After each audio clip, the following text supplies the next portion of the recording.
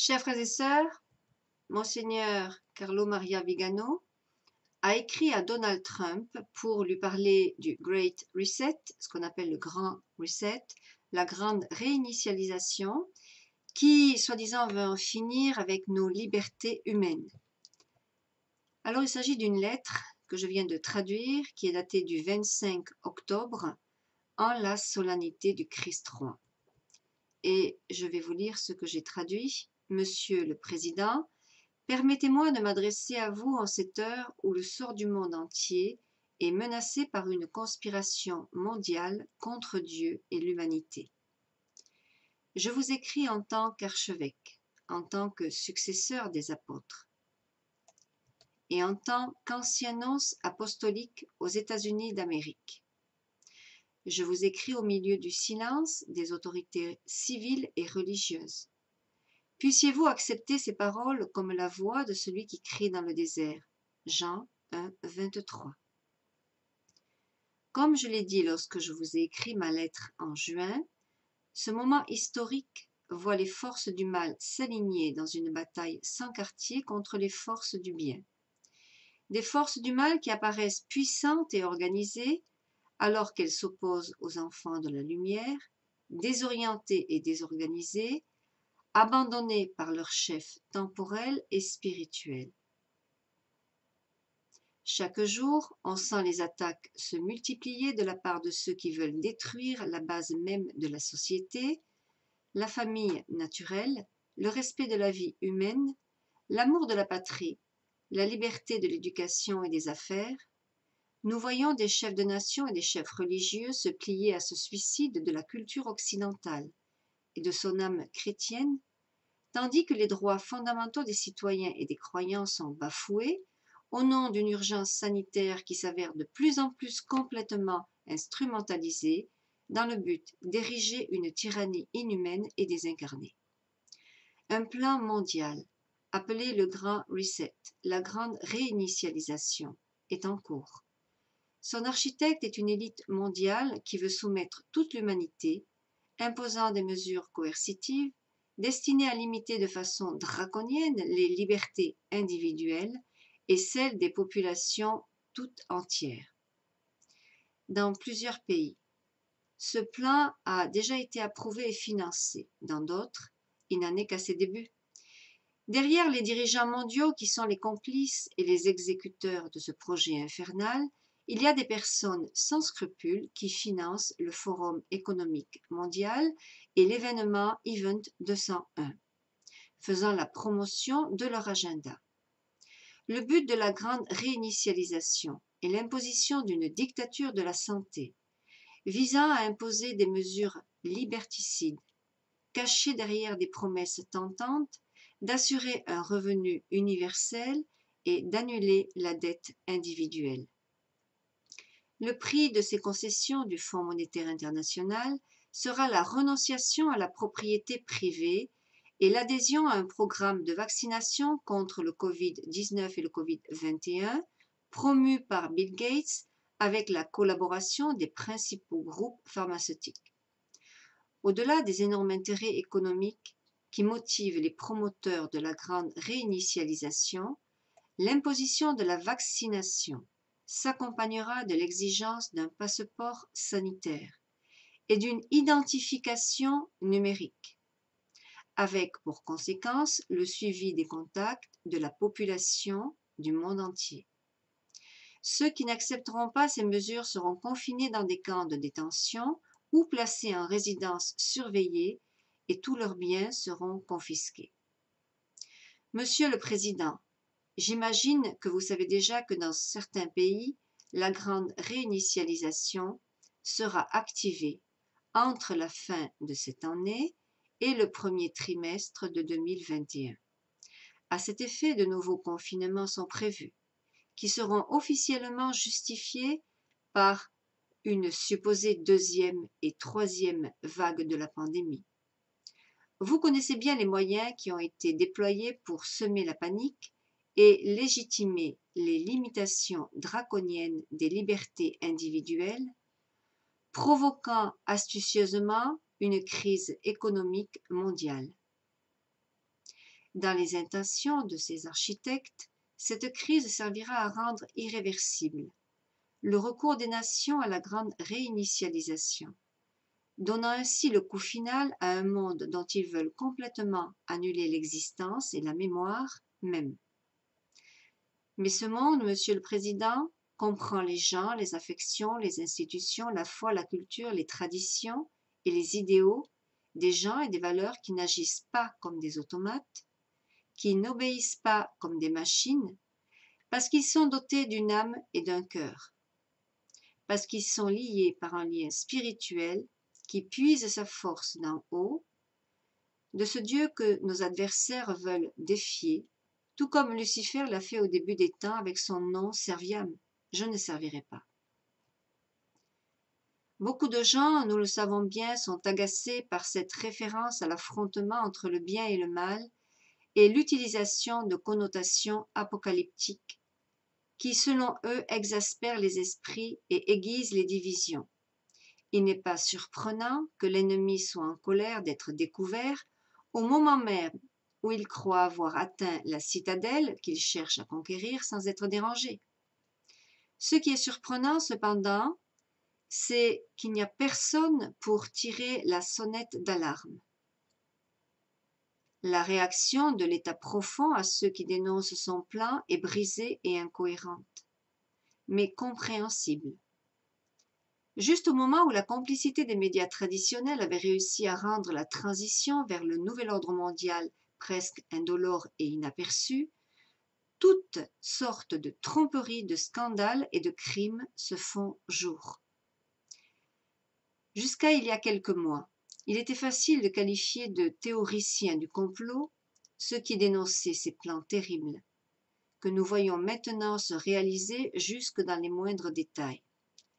Personne, jusqu'en février dernier, n'aurait jamais pensé que, dans toutes nos villes, des citoyens seraient arrêtés simplement pour avoir voulu marcher dans la rue, respirer, vouloir garder leurs affaires ouvertes, vouloir aller à l'église le dimanche. Et pourtant, c'est ce qui se passe actuellement partout dans le monde entier, même dans cette Italie idyllique, à souhait que beaucoup d'Américains considèrent comme un petit pays des merveilles, avec tous ces monuments anciens, ces églises, ces cités charmantes, ces villages si typiques. Et tandis que les politiciens sont barricadés à l'intérieur de leur palais, promulguant des décrets comme des satrapes persans, les entreprises font faillite, les magasins ferment et les gens sont empêchés de vivre, de voyager, de travailler et de prier. Les conséquences psychologiques désastreuses de cette opération se voient déjà, à commencer par les suicides d'entrepreneurs désespérés et de nos enfants séparés de leurs amis et camarades de classe, invités à suivre leurs cours assis seuls à la maison devant un ordinateur. Dans la Sainte Écriture, saint Paul nous parle de celui qui s'oppose à la manifestation du mystère de l'iniquité, le cathéchon, 2 Thessaloniciens 2, 6, 7. Dans le domaine religieux, cet obstacle au mal est l'Église, et en particulier la papauté. Dans la sphère politique, ce sont ceux qui font obstacle à l'établissement du nouvel ordre mondial. Comme il est clair maintenant, celui qui occupe la chaire de Pierre a trahi son rôle dès le début pour défendre et promouvoir l'idéologie mondialiste en soutenant l'agenda de l'Église profonde qu'il a choisi dans ses rangs. Monsieur le Président, vous avez clairement déclaré que vous vouliez défendre la nation, une nation sous Dieu, des libertés fondamentales et des valeurs non négociables qui sont niées et combattues aujourd'hui. C'est vous, cher Président, qui êtes celui qui s'oppose à l'état profond, l'assaut final des enfants des ténèbres. Pour cette raison, il est nécessaire que toutes les personnes de bonne volonté soient persuadées de l'importance historique de l'élection imminente, pas tant pour tel ou tel programme politique, mais à cause de l'inspiration générale de votre action qui incarne le mieux, dans ce contexte historique particulier, ce monde, notre monde, qu'ils entendent détruire au moyen des confinements. Votre adversaire est aussi notre adversaire. C'est l'ennemi du genre humain, celui qui a été homicide dès le commencement. Jean 8, 44. Autour de vous se sont rassemblés avec foi et courage ceux qui considèrent que vous représentez le dernier baston contre la dictature mondiale. L'alternative est de voter pour une personne manipulée par l'État profond, gravement compromise par les scandales et la corruption, qui fera aux États-Unis ce que George Mario Bergoglio fait à l'Église, le Premier ministre Conte en Italie, le président Macron en France, le Premier ministre Sanchez en Espagne et ainsi de suite. La nature indisponible de Joe Biden, tout comme celle des prélats du cercle magique du Vatican, l'exposera à être utilisée sans scrupule, permettant à des pouvoirs illégitimes d'interférer à la fois dans la politique intérieure et dans les équilibres internationaux. Il est clair que ceux qui le manipulent ont déjà préparé quelqu'un de pire encore que lui, une personne par laquelle ils vont le remplacer dès que l'occasion se présentera. Et pourtant, au milieu de ce sombre tableau, cette avancée apparemment imparable de l'ennemi invisible, un élément d'espoir émerge. L'adversaire ne sait pas aimer, et il ne comprend pas qu'il ne suffit pas d'assurer un revenu universel ou d'annuler des hypothèques pour subjuguer les masses et les convaincre d'être stigmatisés comme du bétail.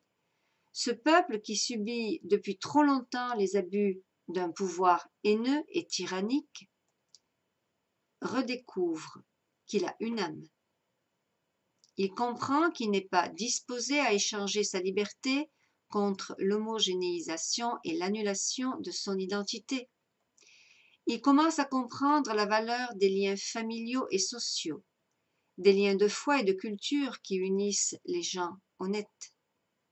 Cette grande réinitialisation est vouée à l'échec, car ceux qui l'ont planifiée ne comprennent pas qu'il y a encore des gens prêts à descendre dans la rue pour défendre leurs droits, protéger leurs proches, donner un avenir à leurs enfants et petits-enfants.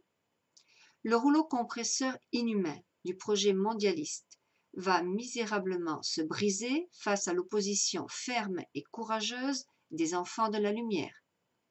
L'ennemi a Satan à ses côtés, celui qui ne connaît que la haine. Mais de notre côté, nous avons le Seigneur Tout-Puissant, le Dieu des armées déployé pour la bataille, et la très sainte Vierge qui écrasera la tête de l'ancien serpent. Si Dieu est pour nous, qui sera contre nous? Romains 8, 31. Monsieur le Président, vous savez bien qu'en cette heure cruciale, les États-Unis d'Amérique sont considérés comme le mur de défense contre lequel s'est déclenchée la guerre déclarée par les partisans du mondialisme. Placez votre confiance dans le Seigneur, fortifié par les paroles de l'apôtre Paul, « Je puis tout en celui qui me fortifie » Philippiens 4, 13. Être un instrument de la divine providence est une grande responsabilité pour laquelle vous recevrez certainement toutes les grâces d'État dont vous avez besoin, puisqu'elles sont implorées avec ferveur pour vous par les nombreuses personnes qui vous soutiennent par leurs prières. C'est avec cette espérance céleste et l'assurance de ma prière pour vous, pour la Première Dame et pour vos collaborateurs, que tout mon cœur, je vous envoie ma bénédiction. Que Dieu bénisse les États-Unis d'Amérique. Carlo Maria Vigano, archevêque titulaire d'Ulpiana, ancien nonce apostolique aux États-Unis d'Amérique.